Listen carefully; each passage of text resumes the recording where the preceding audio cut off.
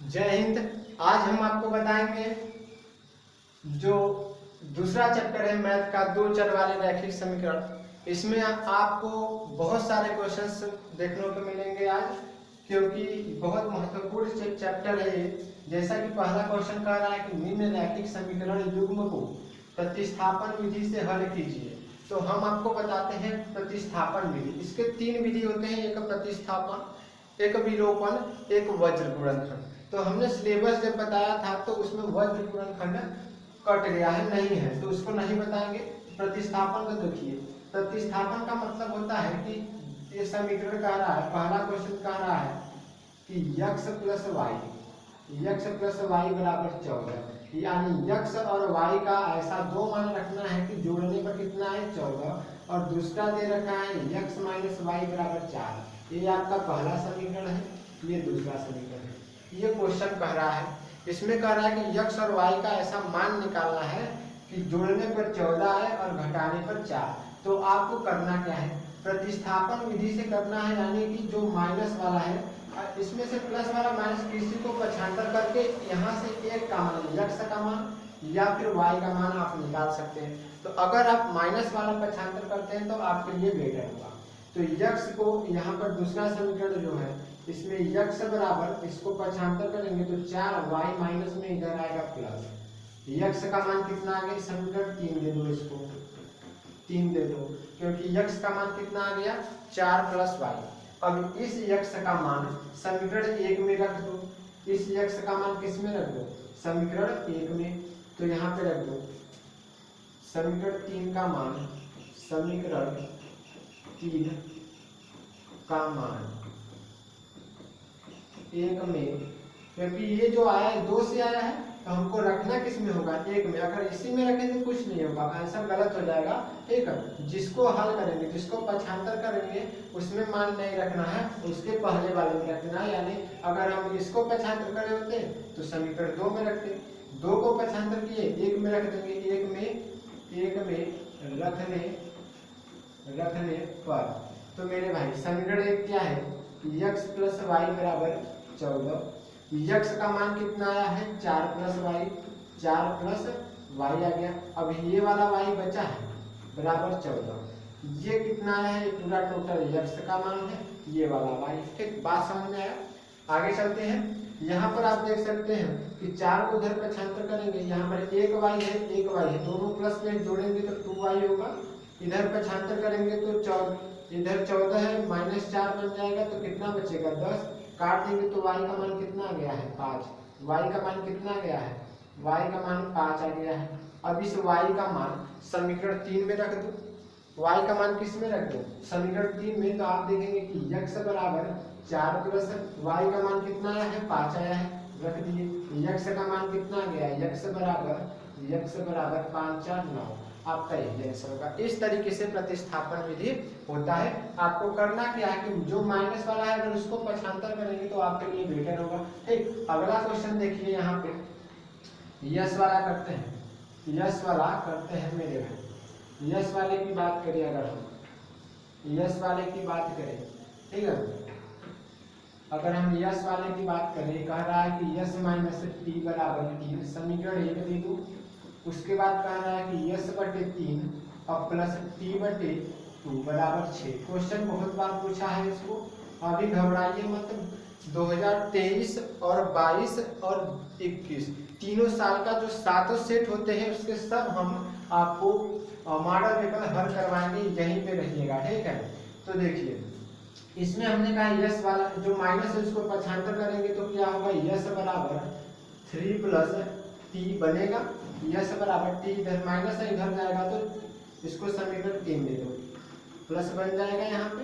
अब इस यस का मान किस में रखेंगे, जो समीकरण 3 आया है इस वाले में रख दीजिए, तो कितना होगा, अभी हम यहाँ पे रख रहे हैं। ठीक है, तो यस समीकरण 2 क्या है, यस डायरेक्ट रख रहे हैं, यस की जगह का रख दे 3 प्लस टी रख दे, और बटे में 3 है 3 कर देते हैं, और प्लस टी बटे 2 बराबर में 6। इसको हल कैसे करेंगे, देखिए इसका एलसीएम लेंगे 6 होगा, इधर तिरले गुणा होता है 6, 2 3 6 प्लस 2t, 2 है टी में गुणा होगा तो 2t, अब प्लस 3 में t का गुणा होगा तो 3t और बराबर में 6 हो गया, यहाँ पे हो गया है। अब देखिए इसके बाद हम बात करते हैं, ठीक। इसके बाद क्या होगा, 6 प्लस 2 यहाँ है 3 यहाँ है, टोटल मिला के 5t हो गया और बराबर में इस 6 का इधर गुणा होगा तो 36, 6 का गुणा होगा 36। अभी देखिए अभी हम बात करते हैं t का मान हमको चाहिए तो t इधर ही रहने दे, 6 75 कर देंगे तो 30 बचेगा, इधर प्लस है आएगा इधर माइनस हो जाएगा। अब काट देंगे तो t का मान कितना आ गया, t का मान 6 आ गया, t का मान कितना आ गया 6। अब इसे t का मान उठाकर समीकरण 3 में रख दीजिए, t का मान, ठीक, इसे t का मान समीकरण 3 में t का मान समीकरण 3 में रखने पर तो समीकरण 3 क्या था मेरे भाई, यस बराबर 3 प्लस टी था। अब यस का मान चाहिए हमको तो 3 प्लस टी का मान निकला है 6, टी का मान कितना निकला है 6, तो यस का मान कितना आ गया है 9, यस का मान कितना आ गया 9। क्वेश्चन समझ में आ गया तो आगे चले, यस का मान 9, टी का मान 6। आगे देखिए क्या कर रहा है कि दो संख्याओं का अंतर 26 दिया है, दो संख्याओं का अंतर 26 है और एक संख्या दूसरी संख्या की 3 गुनी है, उन्हें ज्ञात कीजिए। देखिए हम आपको एक बात बताना चाहते हैं कि मैथ में ऐसे क्वेश्चन को वर्ड प्रॉब्लम क्वेश्चंस कहते हैं। मैथ में लोग कहते हैं कि मान लीजिएगा क्वेश्चन हो जाएगा, लेकिन बाबू यही चीज मानने में ना दिमाग बहुत डिस्टर्ब होता है। तो हम आपको बताते हैं कि मानना किसको है, क्योंकि ऐसे क्वेश्चन आते हैं तो बिना माने नहीं होगा, आप सभी को पता है। और बाद में कई टीचर ऐसे होते हैं जो अपने मन से मान लेते हैं और बच्चों सोचते हैं कि हाँ चलो सही तो है, मान लिए हो जाएगा, लेकिन जानना किसको है, आपको जानना है कि माने किसको, क्योंकि पेपर में आपको करना है। तो हम आपको बताएंगे कि मानना किसको है। तो क्वेश्चन में जो चीज पूछा है उसी को मान लेते हैं। पूछा है कि उन्हें ज्ञात कीजिए, किन्हें, संख्याओं को, तो मान लेते हैं एक संख्या माना जो चीज पूछा है उसी को मानेंगे, ध्यान देना। माना एक संख्या, एक नहीं पहली संख्या, दो संख्या है तो पहली दूसरी मान लेते हैं, हाँ? माना पहली संख्या x है, कोई दिक्कत नहीं, तथा दूसरी संख्या y, ठीक है। आगे चले, अब जो क्वेश्चन कर रहे हैं उसके हिसाब से चलेंगे तो हमारा जो है आंसर मिल सकता है। कह रहा है कि दो संख्याओं का अंतर 26 है, मेरे भाई हमने कहा पहली संख्या x है दूसरी संख्या y, अंतर कहा है तो एक में से पहले में से दूसरे घटा देंगे तो कितना आना चाहिए, 26 आना चाहिए। ये कहाँ से, क्वेश्चन कह रहा है कि दोनों संख्याओं को घटाने पर 26 आना चाहिए, तो इसको समीकरण 1 कर देते हैं, ठीक। आगे देखिए कह रहा है कि एक संख्या जो एक संख्या है इसी में से किसी एक को ले लेंगे तो दूसरी संख्या की 3 गुनी है, यानी अगर हम x को ले लेंगे, मान लीजिए x जो है वो दूसरी की कितनी है, जो x है ना उसके बाद बराबर लगाएंगे क्योंकि दूसरी के बराबर कर रहा है, दूसरी संख्या की 3 गुनी, यानी दूसरी संख्या y है और y की 3 गुनी करेंगे तो 3y, ऐसा हो गया। अब x का समीकरण 2 दे दो, अब x का मान समीकरण 1 में रखेंगे, यानी कि समीकरण 2 का मान 1 में रखने पर, ठीक है। अब x का मान कितना है 3y और समीकरण 1 क्या है, समीकरण 1 है x माइनस y बराबर 26, तो x की जगह हम 3y रख सकते हैं, x की जगह 3y रख सकते हैं, 3y और माइनस में y बराबर 26। अब यहाँ पे देखते हैं 3 ठो y है, यहाँ 1 y है, घटेगा 2y बच गया है और बराबर में 26। y का मान कितना गया है 13, y का मान 13। अब देखिए इस y का मान समीकरण 1 में रख दें, y का मान 2 में रखेंगे तब ना x का आएगा, y का मान समीकरण 2 में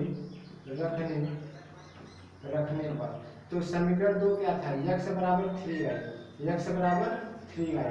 अब हमको चाहिए x का मान, तो x बराबर 3 गुणे इसके बीच में गुना, y का मान कितना आया था 13, तो यक्स का मान कितना गया है 39, यक्स का मान 39। अब देखते हैं कि हम जो माने थे वो सही है।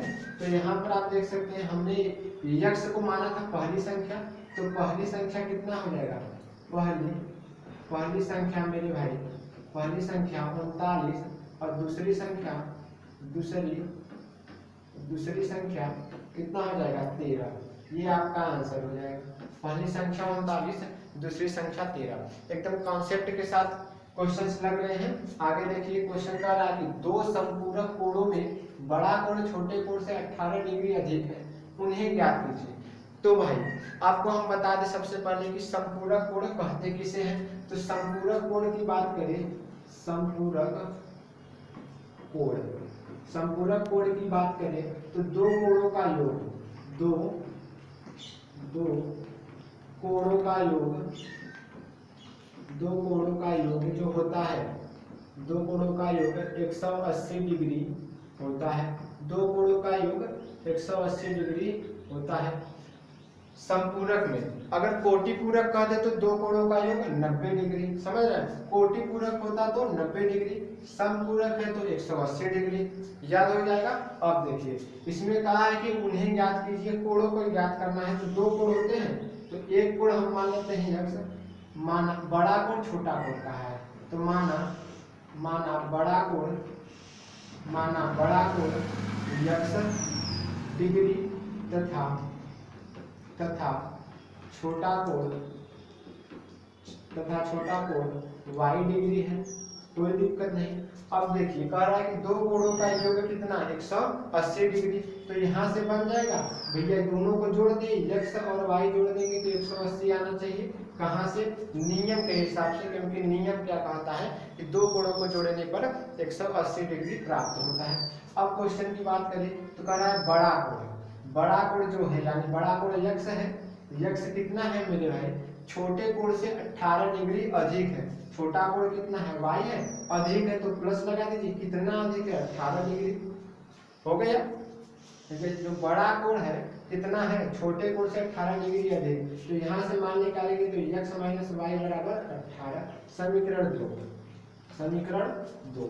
अब इसको अगर हम हल करेंगे, इसको हम अगर हम हल करें प्रतिस्थापन विधि से ही बता दें, क्योंकि अब देखिए इसको पक्षांतर कर देते हैं, पक्षांतर करेंगे तो यहाँ से यक्स का मान क्या निकलेगा, यक्स का मान, सॉरी ये तो है ही, यक्स बराबर निकल ही गया, यक्स बराबर निकलने गया वाई प्लस 18, तो इस यक्स का मान, इस वाले यक्स का मान समीकरण 1 में ही रख दे, इसी वाले में ही रख दे, तो यक्स की जगह क्या हो जाएगा वाई प्लस 18 और प्लस में वाई है और बराबर में 180 हो गया। अब एक वाई यहाँ मिल के 2y हो गया है, यहाँ पर 180, यहाँ घट 18 प्लस में जाएगा तो घटेगा कितना बचेगा 70, यानी कि कितना बच गया है 162। अब काट देंगे तो y का मान कितना गया है, जो 81 डिग्री आ गया, y का मान कितना आ गया 81 डिग्री। अब इस y का मान रख देते हैं, यहाँ पे y का मान रख देते हैं मेरे प्यारे भाई, ध्यान से देखना, यक्स बराबर y प्लस 18 है, तो यक्स का मान कितना आएगा, y की जगह 81 और प्लस 18, यक्स का मान कितना गया है 9 और 9। अभी आप देख सकते हैं कि यक्स हमारा क्या था बड़ा कोण, यानी यक्स का मान कितना गया है 99 और y क्या था छोटा कोण, y का मान कितना गया है 81 डिग्री, कोई दिक्कत नहीं। यही क्वेश्चन पूछा था, ये आपका क्या होगा आंसर, बड़ा कोण कितना हो गया 99 डिग्री और छोटा कोण कितना हो गया 81 डिग्री। जोड़ेंगे दोनों तो आएगा 180, घटाएंगे तो कितना आ गया 18। आगे देखें, कह रहा कि एक नगर में टैक्सी के भाड़े में एक नियत भाड़े के अतिरिक्त चली गई दूरी पर भाड़ा सम्मिलित किया जाता है। 10 किमी दूरी के लिए 105 रुपये तथा 15 किमी के लिए भाड़ा 155 रुपये। नियत भाड़ा तथा प्रति किमी भाड़ा ज्ञात कीजिए और एक व्यक्ति को 25 किमी यात्रा करने के लिए कितना भाड़ा देना होगा। तो मेरे प्यारे भाई आपको हम बता दें कि नियत भाड़ा क्या है और अतिरिक्त भाड़ा क्या है, ठीक है, क्योंकि इसमें कहा है कि नियत भाड़ा तथा प्रति किमी भाड़ा ज्ञात कीजिए। तो आप 1 किलोमीटर जाएंगे तो कितना रुपए देना पड़ेगा और फिक्स रेट कितना है इसको बताना है। तो हम मान लेते हैं कि नियत भाड़ा मान लेते हैं हम नियत भाड़ा x रुपए तथा 1 किमी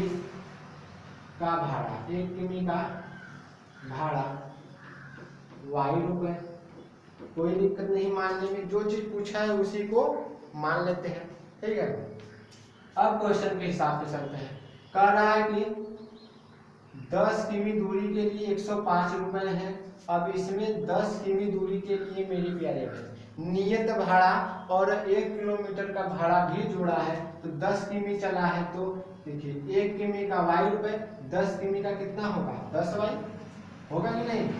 x रुपए नियत भाड़ा तो जुड़ेगा ही जुड़ेगा, और 1 किमी का 10 रुपए ले रहा है, तो सॉरी 1 किमी का y रुपए, तो 10 किमी का 10y होगा कि नहीं। ये देखिए 1 किलोमीटर का भाड़ा है, नियत भाड़ा है, कोई दिक्कत नहीं। दोनों जोड़ के कितना रुपए ले रहा है 105 रुपए ले रहा है। समीकरण 1 कर दो।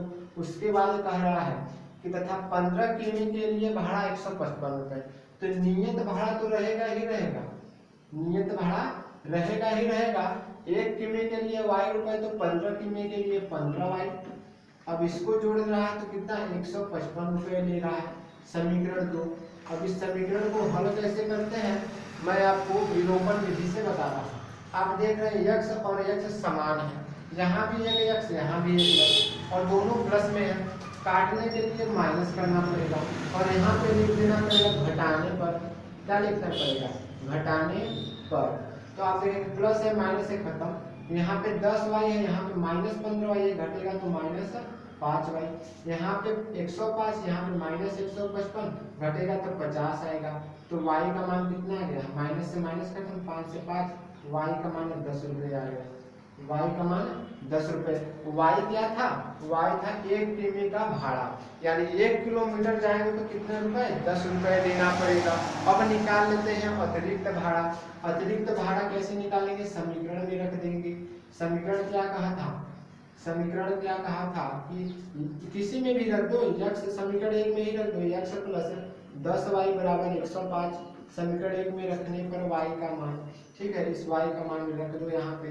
तो x प्लस 10 और बीच में होता है गुणा, तो y का मान आया था 10, अब बराबर में 105, 100 चल जाए 105। तो x प्लस गुणा करेंगे तो 100 होगा, और बराबर में 105। x का मान कितना आएगा 100 उधर होगा, तो x का मान 5 होगा।